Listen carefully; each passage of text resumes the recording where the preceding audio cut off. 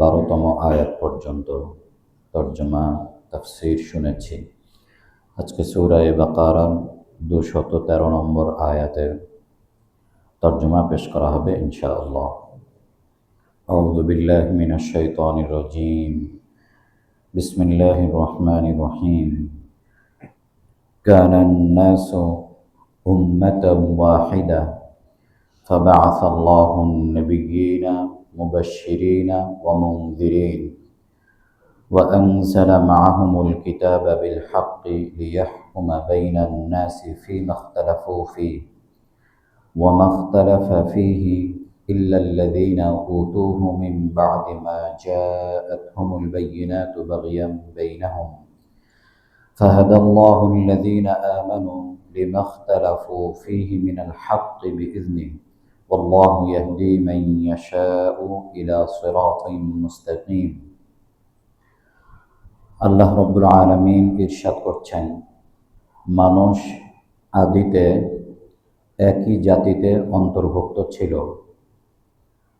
অতঃপর তারা নিজেদের মাঝে মতানৈক্য সৃষ্টি করেছে। ফলে আল্লাহ তাআলা নবীদেরকে সতর্ককারী, ভীতি প্রদর্শনকারী, সুসংবাদ দানকারী হিসেবে প্রেরণ করেছেন এবং তাদের সাথে সত্যসহ কিতাব নাজিল করেছেন, যাতে মানুষ যে সকল বিষয়ে মতানৈক্য সৃষ্টি করেছিল তাদের মাঝে তিনি মীমাংসা করতে পারেন। আর প্রকৃতপক্ষে তারাই মতানৈক্য করেছিল যাদেরকে কিতাব দেয়া হয়েছিল। তাদের কাছে সুস্পষ্ট বিষয়াবলী আসার পরও বিদ্বেষবশত তারা মতানৈক্য সৃষ্টি করেছিল। ফলে আল্লাহ তাআলা যারা ঈমান এনেছে তারা যে সকল বিষয়ে মতানৈক্য সৃষ্টি করেছিল সে সকল বিষয়ে আল্লাহ তাআলা নিজ অনুগ্রহে তাদেরকে সুপথ প্রাপ্ত করেন। আল্লাহ তাআলা যাকে ইচ্ছা তাকে সরল সঠিক পথের দিশা দান করেন। আল্লাহ তাআলা এই আয়াতে পৃথিবীর শুরু থেকে নিয়ে যে পরিস্থিতি মানুষের মাঝে বিরাজ করেছিল সে বিষয়ে উল্লেখ করেছেন। আদম আলাইহিস সালাম থেকে নিয়ে নূহ আলাইহিস সালাম পর্যন্ত যে সকল মানুষ পৃথিবীতে ছিল তাদের মাঝে কোনো বিভেদ ছিল না, মতানৈক্য ছিল না, তারা একই জাতিতে অন্তর্ভুক্ত ছিল। এ সম্পর্কে আলোচনা করেছেন। কানান নাসু উম্মাতান ওয়াহিদা, মানুষ এক উম্মত ছিল, এক জাতিতে অন্তর্ভুক্ত ছিল। আব্দুল্লাহ ইবনে আব্বাস রাদিয়াল্লাহু তাআলা আনহু, কাতাদা রাদিয়াল্লাহু তাআলা আনহু, তাদের থেকে সহিহ হাদিস রয়েছে যে আদম আলাইহিস সালাম থেকে নিয়ে নূহ আলাইহিস সালাম পর্যন্ত 10টি প্রজন্ম বিগত হয়েছে। এই 10টি প্রজন্মের মাঝে কোনো ধরনের কোনো বিভেদ, কোনো ধরনের কোনো মতানৈক্য ছিল না, বিরোধ ছিল না, তারা একই জাতি ছিল। এরপরে নূহ আলাইহিস সালামের পরে তাদের মধ্যে মতানৈক্য সৃষ্টি হয় এবং বিভিন্ন বিষয় নিয়ে তারা বিতর্ক সৃষ্টি করে এবং তাদের এই মতানৈক্যকে আল্লাহ তাআলা সমাধান করার জন্য নবীদেরকে প্রেরণ করেন। সুসংবাদ দানকারী, ভীতি প্রদর্শনকারী হিসেবে নবীদেরকে পৃথিবীতে প্রেরণ করেন এবং তাদের কাছে আল্লাহ তাআলা কিতাবও নাজিল করেন, যাতে কিতাবের মাধ্যমে তাদের মাঝে যে এই মতানৈক্য সৃষ্টি হয়েছে সেটাকে তিনি মীমাংসা করতে পারেন। এরপরে দেখা গেল নবীদের মীমাংসার মাধ্যমে কিছু মানুষ নবীদের অনুসারী হলো, এরা হচ্ছে মুমিন, নবীদের অনুসারী। আর কিছু মানুষ নবীদের বিরোধিতা করল, তারা প্রকৃতপক্ষে নবী এবং আল্লাহর বিরোধিতাকারী কাফের মুশরিক হিসেবে বিবেচিত হলো। তো এখানে আল্লাহ তাআলা যে বিষয় উল্লেখ করলেন, মানুষ একই জাতিতে অন্তর্ভুক্ত ছিল। এরপরে যে আল্লাহ তাআলা এই বিষয়গুলো উল্লেখ করলেন, নবীদেরকে প্রেরণ করার মাধ্যমে তাদের মাঝে মীমাংসা করলেন। মুফাসসিরিনে কেরাম এই অংশের ব্যাখ্যায় বলেন যে এর দ্বারা বোঝা যাচ্ছে জাতীয়তা নির্ধারিত হবে ধর্মের ভিত্তিতে। অর্থাৎ আল্লাহ তাআলা জাতীয়তার ব্যাপারে বলছেন যে মানুষ একই জাতিতে অন্তর্ভুক্ত ছিল, পরবর্তীতে তারা বিভেদ সৃষ্টি করে। তাহলে বোঝা গেল জাতীয়তা ধর্মের ভিত্তিতে হবে। কোনো দেশ, কোনো অঞ্চল, কোনো গোত্র, বংশ বা বর্ণের ভিত্তিতে জাতীয়তা নির্ধারিত হবে না। জাতীয়তা নির্ধারিত হবে ধর্মের ভিত্তিতে, অর্থাৎ মুসলমান অথবা কাফির। নূহ আলাইহিস সালামের আগে সারা পৃথিবী একই জাতি ছিল। নূহ আলাইহিস সালামের পরে তারা বিদ্বেষবশত মতানৈক্য সৃষ্টি করে তারা জাতির মাঝে বিতর্ক সৃষ্টি করেছে, তারা ভিন্ন জাতীয়তা দাবি করেছে। তো সেটাকেই আল্লাহ তাআলা এখানে বলছেন যে একই জাতি ছিল, কিন্তু পরবর্তীতে তারা মতানৈক্যের মাধ্যমে তাদের জাতীয়তার মধ্যে হঠকারিতা সৃষ্টি করেছিল। তাহলে বোঝা গেল কোরআন অনুযায়ী যে জাতীয়তা হবে ধর্মের ভিত্তিতে, অর্থাৎ মুসলিম জাতি আর অমুসলিম জাতি। এই জাতীয়তার কারণে কোনো দেশ, কোনো অঞ্চল, কোনো ভৌগোলিক অবস্থা জাতীয়তার উপরে প্রভাব বিস্তার করবে না। কোনো দেশ, কোনো অঞ্চল, কোনো ভৌগোলিক অবস্থা এই মুসলিম জাতীয়তা উপরে কোনো ধরনের প্রভাব বিস্তার করবে না। এটা এতটাই আল্লাহ তাআলা এবং আল্লাহর রাসূলের কাছে শক্তিশালী যে কোনো অঞ্চলের এই জাতীয়তার উপরে প্রভাব বিস্তার করতে পারে না। এই আকীদা বা এই জ্ঞানটুকু আমাদের মাঝে থাকা উচিত, যেহেতু এটি কোরআনের মধ্যে আল্লাহ তাআলা উল্লেখ করেছেন। এরপরে এই জাতীয়তা ঠিক রাখার জন্যে, পূর্বে যেমন ছিল তেমনটাই রাখার জন্য আল্লাহ তাআলা নবীদেরকে পৃথিবীতে প্রেরণ করেছেন এবং তাদেরকে সত্যসহ কিতাব দান করেছেন, যাতে তিনি তাদের মাঝে এই কিতাবের মাধ্যমে মীমাংসা করতে পারেন। কিন্তু দেখা গেল যাদের উপরে এই কিতাব নাজিল করা হয়েছে, যারা কিতাবধারী, তারাই নিজেরা বিভেদ সৃষ্টি করলো। তারা কিভাবে বিভেদ সৃষ্টি করলো? যে আল্লাহ তাআলা এই শেষ নবীর উম্মতকে, এই জাতিকে আল্লাহ তাআলা শুক্রবার দিনকে মর্যাদার দিন হিসেবে নির্ধারণ করলেন, পবিত্র দিন হিসেবে জুমাবার নির্ধারণ করলেন। কিন্তু ইহুদিদের নিকট পবিত্র দিন হচ্ছে শনিবার, আর খ্রিস্টানদের নিকট পবিত্র দিন হচ্ছে রবিবার। তো তারা মুসলিমদের এই পবিত্র দিবসকে মানতে নারাজ ছিল, তারা এটাকে অস্বীকার করতে চাইল। বরং তাদের মাঝে কেউ কেউ যখন একেবারে এটা বিপদের সম্মুখীন হয়ে গিয়েছিল, মুসলিমদের জয় জয়কার অবস্থা সৃষ্টি হয়েছিল, তখনও পর্যন্ত বহু ইহুদিরা এ কথা মুসলমান হওয়ার পরেও তারা তাদের পবিত্র দিনকে ঠিক রাখার চেষ্টা করেছিল, যে শনিবার দিনও আমাদের ঠিক থাকবে, আবার মুসলিমদের জুমাবার শুক্রবার দিনও ঠিক থাকবে। এভাবে তারা সুযোগ গ্রহণের পায়তারা করেছিল। তো যখন ইহুদিরা এই বিভেদে লিপ্ত হলো, যে খ্রিস্টানদের রবিবারকে তারা অস্বীকার করতে চাইল, তখন তারা এই বিভেদকে কেন্দ্র করে তারা বিরোধিতা শুরু করে দিল। যে এই দিনের মর্যাদা, পবিত্রতার মর্যাদা নিয়ে তারা বিরোধিতা শুরু করে দিল। বিরোধিতার এক পর্যায়ে তারা বলতে লাগলো যে মারিয়াম ছিল একজন গুনাহগার নারী, অপবিত্র নারী ছিল মারিয়াম, এবং তার সন্তান যে ছিল ঈসা আলাইহিস সালাম, সেও এক অপবিত্র নারীর সন্তান ছিল, সে ছিল গুনাহগার। এই কথা ইহুদিরা বলতে লাগলো। তাহলে বিভেদ এটা নিয়ে নয়, কারণ তারাও কিতাবের জ্ঞান রাখে, তাওরাতের জ্ঞান এই সকল ইহুদিদের রয়েছে, ইনজিলের জ্ঞানও তাদের রয়েছে। তাহলে কেন তারা এই ঈসা আলাইহিস সালাম সম্পর্কে, মারিয়াম আলাইহিস সালাম সম্পর্কে এই ধরনের কথা বলবে? বিভেদ হচ্ছে তাদের শনিবার দিনকে খ্রিস্টানরা কেন মর্যাদা দিবে না, তারা কেন রবিবার দিনকে মর্যাদার দিন হিসেবে নির্ধারণ করবে? সেই বিভেদকে কেন্দ্র করে তারা নবীদের উপরে আঙ্গুল তুলেছে। তারা বলেছে যে মারিয়াম আলাইহিস সালাম একজন অপবিত্র নারী ছিলেন, গুনাহগার ছিলেন, এবং গুনাহগারের সন্তান সেও গুনাহগার। এই বিরোধিতা করতে গিয়ে আবার খ্রিস্টানরা তাদের নবীকে ঈসা আলাইহিস সালামকে আল্লাহর পুত্র ঘোষণা করেছেন। তাহলে এক বিরোধিতার কারণে তারা অন্য বিরোধিতায় চলে গিয়েছে।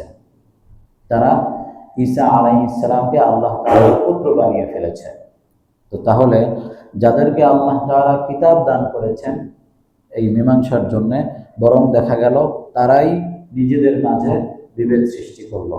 ইব্রাহিম আলাইহিস সালামকে ইহুদিরা বলল তিনি ইহুদি ছিলেন, খ্রিস্টানরা বলতে লাগলো তিনি খ্রিস্টান ছিলেন, তিনি নাসারা ছিলেন। অথচ আল্লাহ তাআলা কোরআনে বলেছেন যে তিনি হানিফা ছিলেন, তিনি একনিষ্ঠ ছিলেন, তিনি ছিলেন মুসলিম।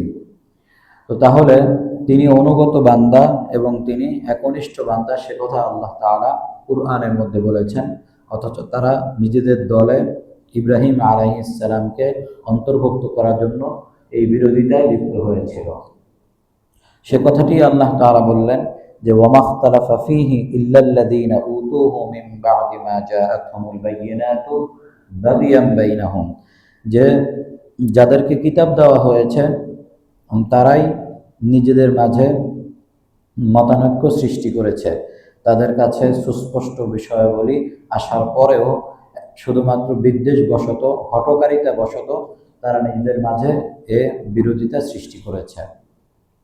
এরপরে আল্লাহ তাআলা যে সকল মানুষরা ঈমান এনেছে, সঠিক অর্থে নবীকে অনুসরণ করেছে, তাদের মাঝে যে মতানৈক্য ছিল সেই সকল মতানৈক্যের ক্ষেত্রে তাদেরকে সঠিক পথ দান করেছেন।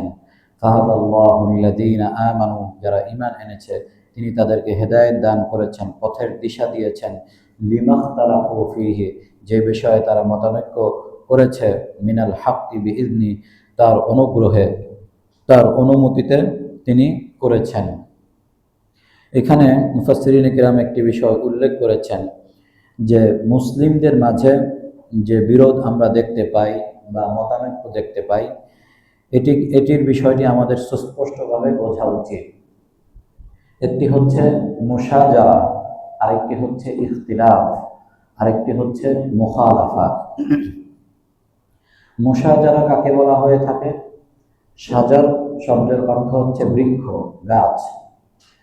তো যখন বাতাস চলে তখন গাছের সকল পাতাগুলো, ডালপালাগুলো সেই বাতাসের দিকে, বাতাস যেদিক থেকে আসে সেই দিকে ঝুঁকে যায়, এবং যখন ঝুঁকে যায় তখন ওই গাছের একটি ডাল আরেকটি ডালের সাথে ধাক্কা লাগে, বা একটি পাতা আরেকটি পাতার সাথে একটু কাছাকাছি বাড়ি লাগে বা ধাক্কা লাগে। এটাকে আরবিতে বলা হয়ে থাকে মুশাজারা, অর্থাৎ একটি গাছের মধ্যেই পাতা পল্লব বা ডালের মাঝে একে অপরের সাথে একটু লাগা, এটাকে বলা হয়ে থাকে মুশাজারা। তো সাহাবায়ে কেরামের মধ্যে যে মতানৈক্য ছিল বা সাহাবায়ে কেরামের মধ্যে যে মতের একটু এদিক সেদিক ছিল, হাদিসের মধ্যে পাওয়া যায় যে সাহাবায়ে কেরামের মতের অনৈক্য সাহাবায়ে কেরামের মধ্যেই ছিল। সাহাবায়ে কেরাম সকলেই যে একই মতের অন্তর্ভুক্ত ছিলেন মাসআলাগতভাবে এমনটা ছিলেন না। তো এটা হচ্ছে মুশাজারা, অর্থাৎ তাদের ঈমান, আকীদা এবং তাদের আখলাক, তবিয়ত সবকিছু তাদের একমুখী, এর মধ্যে কোনো সন্দেহ নেই। কিন্তু তাদের মাঝে সামান্য হয়তো কোথাও কথাবার্তায় বা চলাফেরার ক্ষেত্রে বা কোনো ধরনের ছোট নিম্নতম নফল মাসাইলের ক্ষেত্রে একটু তাদের মাঝে কথাবার্তা এদিক সেদিক হয়েছিল, এটাকে বলা হয়ে থাকে মুশাজারা। আরেকটি হচ্ছে ইখতিলাফ, অর্থাৎ মতানৈক্য। মতানৈক্য মানে হচ্ছে মতের অনৈক্য, আপনার এক মত আমার আরেক মত, কিন্তু সেটা মতবিরোধ নয়, সেটা হচ্ছে মতের অনৈক্য। মতবিরোধ এক বিষয়, মতানৈক্য আরেক বিষয়। মুখালাফা এই শব্দের অর্থ হচ্ছে মতবিরোধ, অর্থাৎ মতের বিরোধিতা। আপনি যে মত দান করছেন আমি তার বিরোধী মত দান করছি। আর আরেকটি হচ্ছে মতের অনৈক্য, আপনি যে মত দিয়েছেন সেই মত ঠিক আছে, কিন্তু আমি সেটা গ্রহণ করছি না, আমি অন্য আরেকটা মত দিচ্ছি, কিন্তু আমার মতটি আপনার মতের বিরোধী নয়। এটাকে বলা হয়ে থাকে ইখতিলাফ বা মতানৈক্য। তো সাহাবায়ে কেরামের পরে তাবেঈন, তাবেঈন, যে আইম্মায়ে মুজতাহিদিন যারা ছিলেন, এই যে মাযহাবের যারা ইমাম ছিলেন, এই সকল ইমামদের মাঝে যে মতানৈক্য হয়েছিল এটাকে আমরা বলে থাকি ইখতিলাফ, অর্থাৎ মতের অনৈক্য। তারা সকলেই রাসূলুল্লাহ সাল্লাল্লাহু আলাইহি ওয়াসাল্লাম, সাহাবায়ে কেরাম, তাদের যে রীতিনীতি ছিল, তাদের যে আকীদা বিশ্বাস ছিল, এর উপর তারা পরিপূর্ণরূপে প্রতিষ্ঠিত ছিল। কিন্তু তাদের মধ্যে মতানৈক্য হয়েছিল, অর্থাৎ এক ইমামের মতের সাথে আর এক ইমামের মতের মিল নেই। কিন্তু প্রত্যেক ইমামই আরেকজন ইমামের মতকে সঠিক মনে করছেন, নিজেরটাকে উত্তম মনে করছেন, অন্য ইমামের মতটিকে ভুল মনে করছেন না। কিন্তু তারা এটিকে একটি রুল হিসেবে সৃষ্টি করেছেন। সাহাবায়ে কেরামের সময় এই ধরনের কোনো রুল ছিল না, শুধুমাত্র কথাবার্তার মধ্যেই ছিল। এজন্য সেটাকে বলা হয়ে থাকে মুশাজারা।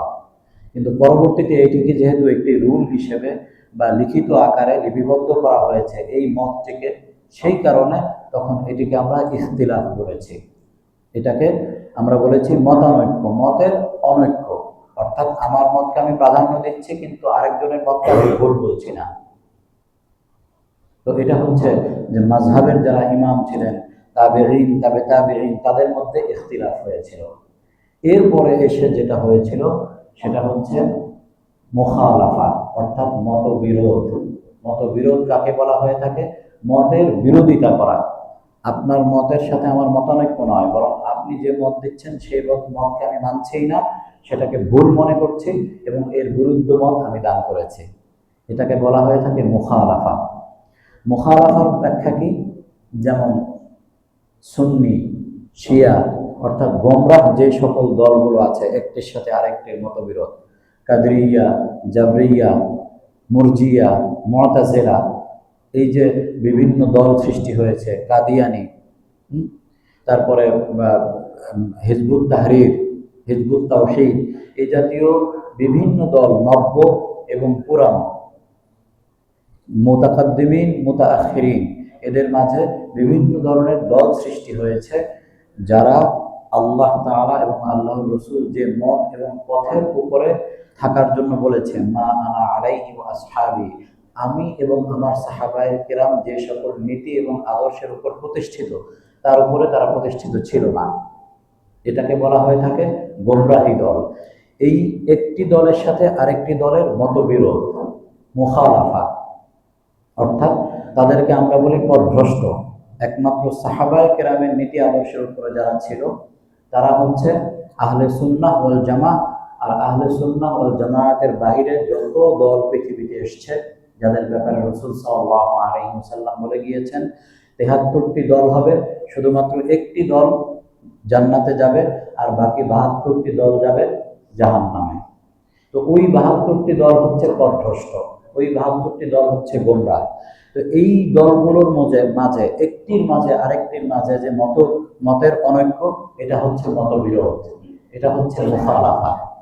তাহলে আমরা বুঝলাম একটি হচ্ছে মুশাজারা, আরেকটি হচ্ছে ইখতিলাফ, আরেকটি হচ্ছে মুখালাফা। অনেক সময় আমরা এই মুখালাফাটিকে ইখতিলাফের মধ্যে নিয়ে যাই, অনেক সময় আমরা ইখতিলাফকে মুশাজারার মধ্যে নিয়ে যাই। আমরা বুঝতে পারি না যে এটা হচ্ছে মুখালাফা, অর্থাৎ মতবিরোধ। গোমরাহ যে সকল দলগুলো রয়েছে সেই সকল গোমরাহ দলের ব্যাপারে বলা হচ্ছে যে এরা নীতি আদর্শ থেকে বিচ্যুত হয়ে গিয়েছে। কিন্তু যারা ইখতিলাফ করেছে, মতের অনৈক্য করেছে, অর্থাৎ আমার মতটিকে আমি প্রাধান্য দিচ্ছি কিন্তু আপনার মতটি ঠিক আছে, যেমন ইমাম মালিক রাহিমাহুল্লাহ তাআলা, ইমাম শাফিঈ রাহিমাহুল্লাহ তাআলা, ইমাম আবু হানিফা রাহিমাহুল্লাহ তাআলা, ইমাম আহমদ বিন হাম্বল রাহিমাহুল্লাহ তাআলা, তাদের ব্যাপারগুলো যদি আপনি দেখেন তাহলে আপনি সুস্পষ্টভাবে এগুলো পাবেন। তাদের মধ্যে মতবিরোধ ছিল না, মতানৈক্য ছিল। ইমাম মালিক রাহিমাহুল্লাহ তাআলা, তাকে খলিফা মানসুরের সময় তিনি পৃথিবীতে এসেছিলেন, ইমাম মালিক রাহিমাহুল্লাহ তাআলা, উদাহরণ দিচ্ছি। তো খলিফা মানসুর মালিকি মাযহাবের ছিলেন। তিনি ইমাম মালিককে বললেন যে আপনার যে মতাদর্শ রয়েছে, আপনার যে সকল মাসআলাগুলো রয়েছে সারা পৃথিবীতে আমি এটাকে প্রতিষ্ঠিত করে দেই, পৃথিবীতে অন্য কোনো মাযহাব থাকবে না, একমাত্র আপনার মাযহাব থাকবে, আপনি যদি রাজি থাকেন। তখন তিনি বললেন যে না, আমি এটা হতে দিতে পারি না। আমার মাযহাবকে আমি উত্তম মনে করি, কিন্তু অন্যদের মাযহাবকে আমি ভুল মনে করি না। আমার মাযহাবকে আমি উত্তম মনে করি, কিন্তু অন্যদের মাযহাবকে আমি ভুল মনে করি না। তার অর্থ হচ্ছে অন্যদেরটা আমি সঠিক মনে করি, আমারটাকে আমি উত্তম মনে করি। তাহলে আমি কেন আবু হানিফার মাযহাব এবং শাফিঈর মাযহাব, আহমদ বিন হাম্বল বা অন্য আরো ইমাম ছিল তখন, এছাড়াও আরো অন্যান্য ইমাম ছিল, তাদের মাযহাবকে কেন আমি অস্বীকার করতে যাব? এটা করা উচিত হবে না। কারণ রাসূলুল্লাহ সাল্লাল্লাহু আলাইহি ওয়াসাল্লাম হাদিসের এক বিশাল ভান্ডার পৃথিবীতে রেখে গিয়েছেন, সাহাবায়ে কেরামের বিশাল এক জামাত পৃথিবীতে রেখে গিয়েছেন। তাদের মাঝে বিভিন্ন মাসআলাগত বিষয় নিয়ে মতামত ছিল, সাহাবায়ে কেরামের মধ্যে, তাবেঈনদের মধ্যে ছিল। আর তারা বিভিন্ন অঞ্চলে ভাগ হয়ে গিয়েছিলেন। ওই সকল অঞ্চলগুলো থেকে ইমামদের সৃষ্টি হয়েছে। এই সকল আলোচনা অনেক দীর্ঘ আলোচনা, এই সকল আলোচনা করতে গেলে ঘন্টার পর ঘন্টা চলে যাবে, সময় শেষ হয়ে যাবে। যেমন মদিনার আমল হচ্ছে মালিকি মাযহাবের আমল। ইমাম মালিক রাহিমাহুল্লাহ তাআলার যে মাযহাব, এটা হচ্ছে মদিনার আমল। তিনি মদিনার থেকে আসছেন, এজন্য তৎকালীন সময়ে মদিনার আমল হচ্ছে মালিকি মাযহাবের আমল। আর ইরাক, বাগদাদ, এরপরে কুফা নগরী, এখান থেকে আসছেন ইমাম আবু হানিফা রহমতুল্লাহি আলাইহি। সেইখানে ছিলেন আলী রাদিয়াল্লাহু তাআলা আনহু, আব্দুল্লাহ ইবনে মাসউদ রাদিয়াল্লাহু তাআলা আনহু। তো আব্দুল্লাহ ইবনে মাসউদ রাদিয়াল্লাহু তাআলা আনহু, আলী রাদিয়াল্লাহু তাআলা আনহুর নীতি আদর্শ গ্রহণ করেছেন ইমাম আবু হানিফা রহমতুল্লাহি আলাইহি। মদিনাবাসীর আমল গ্রহণ করেছেন ইমাম মালিক রাহিমাহুল্লাহু তাআলা। এইদিকে মিশর এবং মিশরের আশপাশের যে এলাকাগুলো রয়েছে, ওই সকল এলাকায় ছিলেন আয়েশা রাদিয়াল্লাহু তাআলা আনহা এবং আব্দুল্লাহ ইবনে ওমর রাদিয়াল্লাহু তাআলা আনহু। তো আব্দুল্লাহ ইবনে ওমর রাদিয়াল্লাহু তাআলা আনহুর যে আমল, এই সকল আমলগুলো গ্রহণ করেছেন শাফিঈ রাহিমাহুল্লাহু তাআলা। তো যেই ইমাম যে অঞ্চলে এসেছেন, ওই ইমাম ওই অঞ্চলে বেড়ে উঠেছেন এবং সেইখানের সাহাবায়ে কেরাম যে নীতি আদর্শ গ্রহণ করেছেন, সেটাকেই তিনি একটি কলেবরে নিয়ে এসে একটি প্রেসক্রিপশন হিসেবে লিপিবদ্ধ আকারে উম্মতের সামনে পেশ করেছেন। জাস্ট এতটুকুই, আর কিছু নয়, যাতে করে এটা হারিয়ে না যায়, পরবর্তীরা এসে এটা পেয়ে যায়। আর সাহাবায়ে কেরামের সময় লিপিবদ্ধ আকারে ছিল না, ইমামরা এসে এটাকে সুন্দরভাবে লিপিবদ্ধ করেছেন। কিন্তু এই মাসআলাগত যে মতের অনৈক্য, সেটা সাহাবীদের মধ্যেও ছিল, অঞ্চল ভিত্তিক এভাবে তাদের মধ্যে বড় বড় সাহাবায়ে কেরামের মধ্যে ছিল। যেমন ইয়েমেনে এসেছেন মুআজ ইবনে জাবাল রাদিয়াল্লাহু তাআলা আনহু, তাকে ইয়েমেনের গভর্নর করা হয়েছিল, সেখানে তার মাসআলা অনুযায়ী তারা চলতেন। তো এই জন্যে ইমামদের মধ্যে যে মতের অনৈক্য ছিল, এটা হচ্ছে ইখতিলাফ, এটা মুখালাফা নয়। কিন্তু অনেকেই আমরা ভুলবশত এই মতবিরোধ বা মুখালাফাকে ইমামদের উপরে চাপিয়ে মাযহাবগুলোকে এইভাবে বলার চেষ্টা করি। এটা হচ্ছে আমাদের ভুল ধারণা, ভুল বিষয়। আল্লাহ পাক আমাদের সকলকে বোঝার, আমল করা তৌফিক